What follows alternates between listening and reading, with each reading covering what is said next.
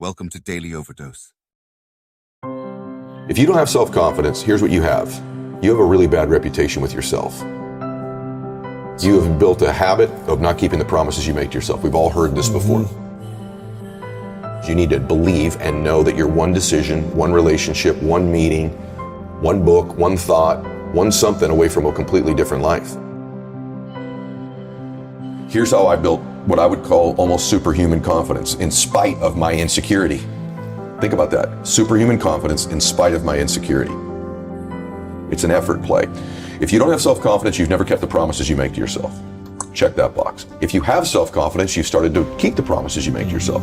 If you want to have superhuman self-confidence, you keep the promises you make to yourself and one more.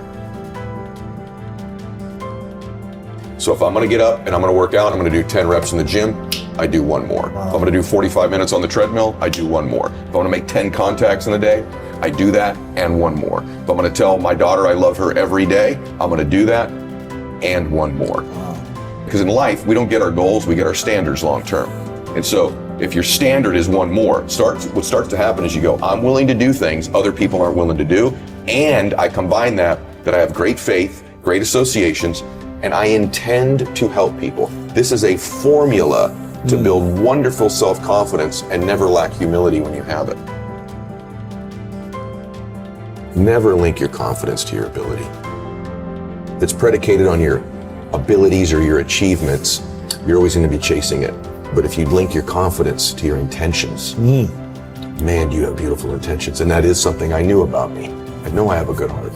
And all of us, we run around carrying these bags of, I'm not qualified because I made this mistake. I had this bankruptcy. This relationship didn't work. I did this thing you don't know about. I'm so ashamed of. That's why you're qualified. That's the thing that qualifies you. Yeah. The humanness in you. You are the only human being with your combination of gifts that you were given, whatever they are, and your experience. And real human beings help real human beings by being vulnerable and transparent, saying, I know where you are. I've messed up worse. I've made greater mistakes. I felt more. I know that depression. I know that anxiety. I know that shame. I know what that feels like. You're one away, one relationship, one meeting, one person, one thought away from changing your life.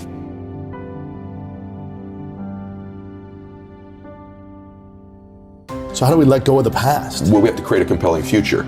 In other words, you're not going to let go of one thing until you've grabbed onto the next. So you have to create a new future. You have to create a future in it. And by the way, it's okay that you don't believe all of it initially, as long as it becomes repetitive and we begin to take steps towards it, right? So for me, I still have stuff from my past. There's still a little part of me that doesn't want to be broke. There's still a little bit of fear. But you're not broke. Yeah, but you've interviewed some of the most successful actors and entertainers, so have I. And you get them privately, and sometimes on your show they go, you afraid it's going to go away? They go, yeah, I am. That's why I work so hard. So there's an element of that that's okay. It's creating this vision for your life that's compelling. Can you survive the temporary? And if you can survive the temporary, it says on the other side of temporary pain, you get introduced to your other self. And that other self produces that other life. And so here's what happens for most of us. We think everything's permanent. And because we think it's permanent, we make permanent decisions based on temporary conditions. Even our bodies, other than our souls, are temporary. But if your body isn't permanent, your problem isn't, your pain isn't, you need to create a different relationship with pain in your life. For most people, their relationship with the pain and the inconvenience is to avoid it. Avoid as much as possible. But if you could say to yourself, on the other side of this is this other self. The hardest working you've ever been, the most crazy focused you've ever been, was the happiest you've ever been in your life. And the truth of the matter is that most of you don't understand the effort, the time, the focus, the obsessiveness that's required to do something great with your life. But you have to get great, and you have to be intentional. You have to be obsessive. I know what you put into this. I know what the time is. I know what the relentless pace is. I know what the focus is and how much you think about it. I know this has to be something that's just infectious, and when people get around you, that emanates, and there's an energy, and there's like, this person's just going to will this to happen. Right. I think just most people dramatically underestimate the amount of obsessive, crazy, relentless focus it takes to be great at something. Yes. And then they go, whoa, I don't want to be that out of balance or control. Then you don't want to be great.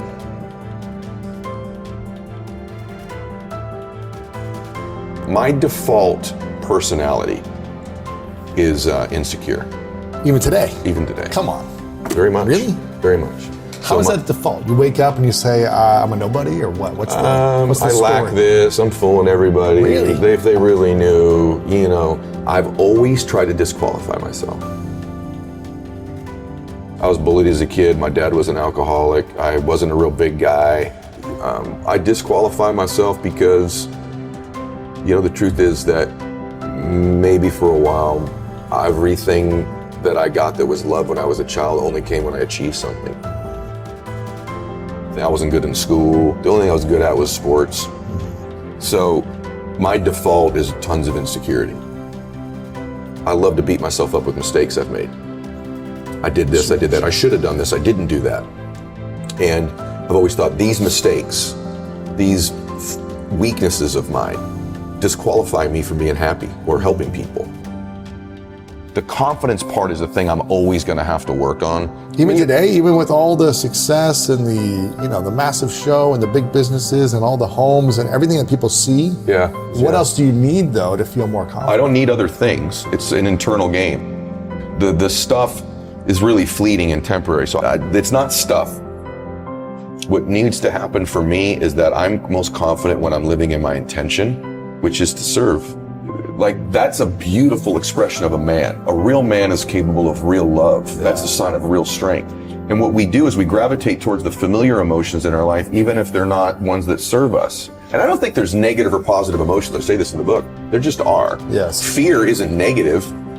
Fear in abundance is negative. Some frustration, some anger is appropriate. It's to the dosage level.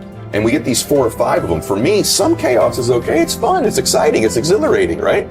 But getting it every day, every week, every month, all the time, chaos is my gateway emotion to the ones I don't want. Chaos gives me stress. Chaos gives me anger. Chaos gives me frustration. Chaos gives me fear.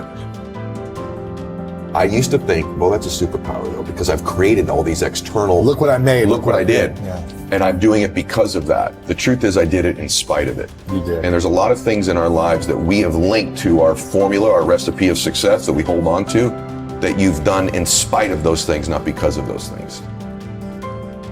But my dad knew I was a dreamer.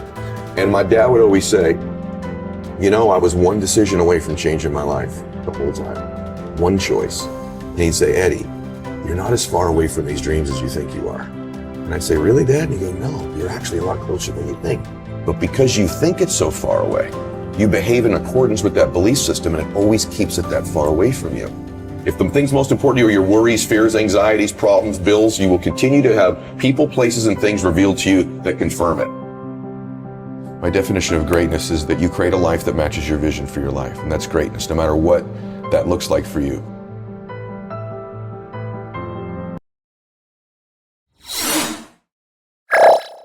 Thank you for watching our videos. Please like and subscribe to our channel so you won't miss another video.